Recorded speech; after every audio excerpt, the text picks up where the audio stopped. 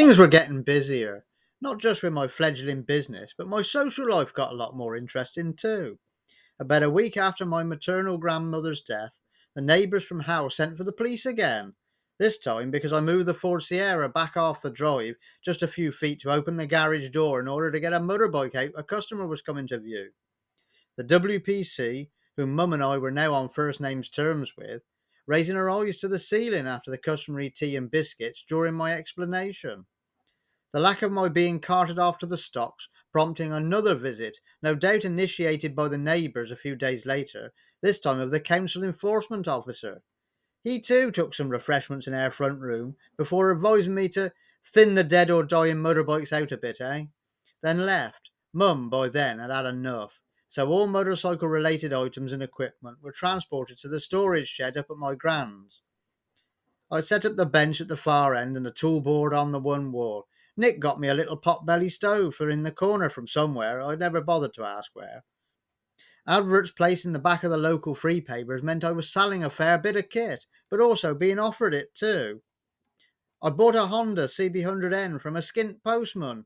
Dad collecting it with the Ford Cortina Mark III and trailer en route to another job. I figured I needed to test the engine out before I took it out and sold it. So Nick rode the scruffy old bike up the field, and I followed on another, this one an MB50 Honda.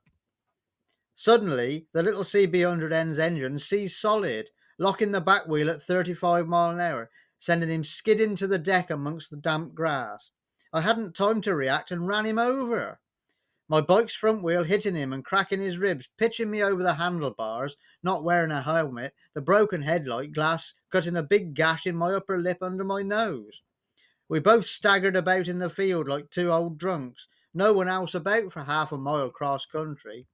I managed to stop my face bleeding with my rolled up t-shirt and trying to get Nick to his feet, but he was still struggling to catch his breath. My bike was rideable, so we went two up on the back of that up to Gran's, each bump making Nick shout with his painful ribs.